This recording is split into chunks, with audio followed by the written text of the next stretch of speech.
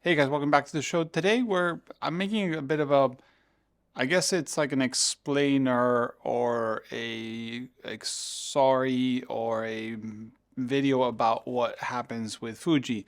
If you missed this, a week ago I made the news and I said Fuji stopped selling or stopped film in Japan.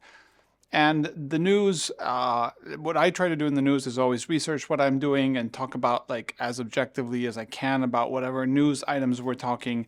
And if I'm being subjective, I do mention it in the news. But in this case, I had read an article from a blog online that was talking pretty salty about Fuji film and then discontinuations throughout the years. The actual news, if you translate, I always leave the source in the description of the news and I'll leave it in this video too, explains that Fuji has not stopped the sales of this. They're pausing the sales of film. Color negative and color reversal, film in 35 and 120. And they explain in their article or blog post or whatever you want to call it that this is due to having hard times to find raw materials to produce these films. But the problem here is first I overemphasized that they had stopped and I kind of went the clickbaity title and thumbnail on that. And I actually made a thumbnail that said stopped. And then in the morning when I saw the comments, I changed it to paused. So sorry for that. I understand I did wrong and I did that incorrectly. But if you have followed Fujifilm in the film industry for the past decade, like I have or many others have, maybe longer even, you have seen Fuji finding all kinds of reasons to stop making film products. So Fujifilm has done slide film, black and white film, color negative film in sheet sizes, in 35mm, in medium format, in 220 medium format, all kinds of things.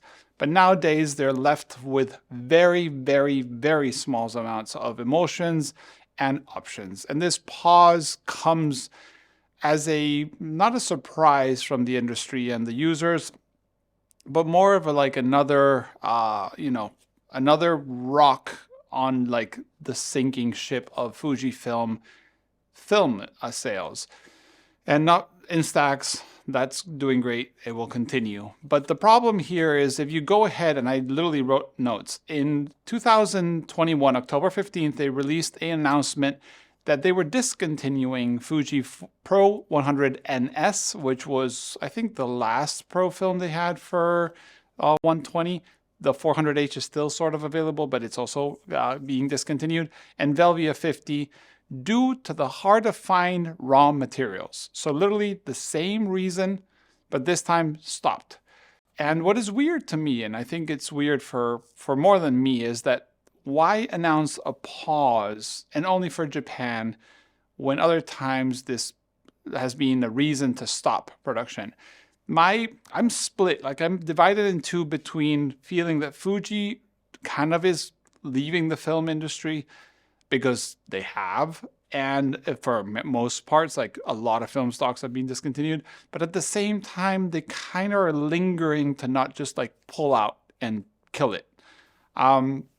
If you don't know, Fujifilm has an extremely successful business model with makeup and chemicals and biomedicine and all kinds of things. So basically, Fujifilm, when they were growing with the film industry, they realized that the chemicals used for film were also very similar to many other products. And they kind of like opened different divisions of Fujifilm.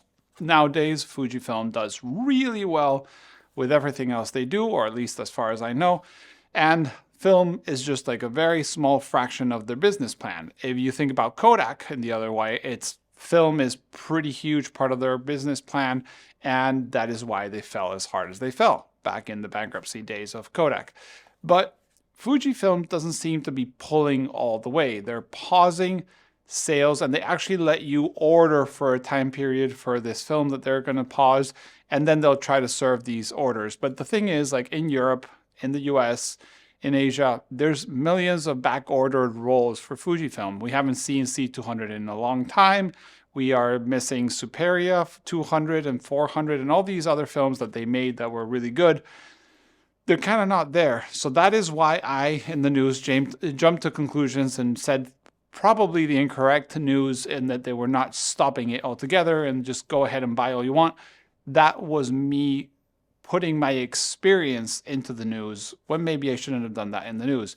But yeah, if you are a lover of Fujifilm products like I have been and I am, try to procure some film stocks if you can, just for the sake of security. You can freeze it and it'll be good for years. But some of my favorite film stocks ever have been made by Fujifilm, and I cried when they discontinued it back in the day, and I decided to move along and choose other film stocks. For example, for me, Neopan 1600 was my favorite film stock for black and white. I shoot 1600 all black and white always. My film of choice now is HP5 at 1600 and HC110B. I kind of like it, especially printed. Then I loved Neopan 400 in 120, was beautiful. The tonality of Neopan film is, I've never seen something like it. Acros 100 was amazing. And one thing also to note is Fujifilm has somehow not only discontinued lots of films due to lack of raw materials or hard to sell, sales were not good, but also bumped the prices 60% at a time. But they have also procured the way to reintroduce Acros 100 version 2 made in the UK, which obviously has not only partnered them with Harman Ilford Harman in the UK. So I guess either Fuji gave them the recipe, or they're sending the big rolls, master rolls, to the UK, and they're making the film. They're converting the film there. Same with 120. But then there's been the US stuff. So Fujifilm, Fuji Color 200, and now the one that's on B&H, Fujifilm 400. I don't even think it has a proper name. It's just Fujifilm 400. Is being made in the USA, which we know if there's color film made in the USA, it can pretty much only be Kodak. So why is Fuji playing this game where Fuji North America is reintroducing film stocks that are made in the US, which are Kodak, and why is Kodak making them for Fuji at the same time as Fuji is pausing sales of film in Japan?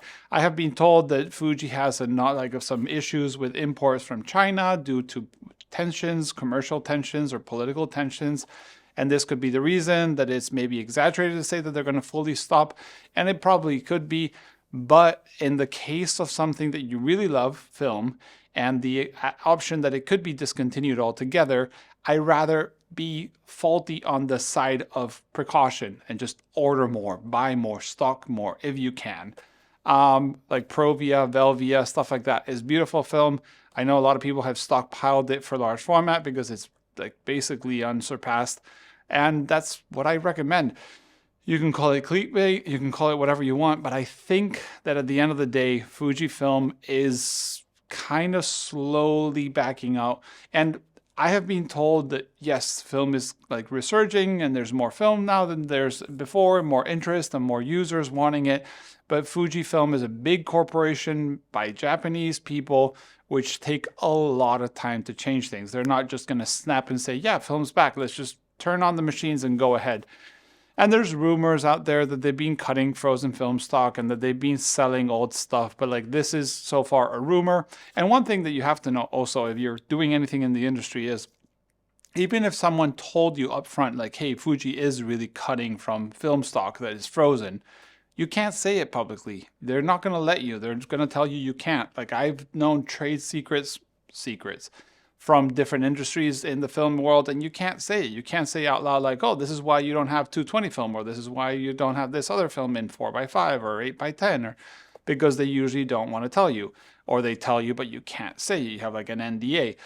So I again suggest that if you are a big fan of Fujifilm products, and I am one, but I will not buy because I've already lost enough to understand that when they go, they go. Get as much as you can, and if it doesn't go away, then good. You can continue shooting your stock and then buy it down the road. You probably even will save some money.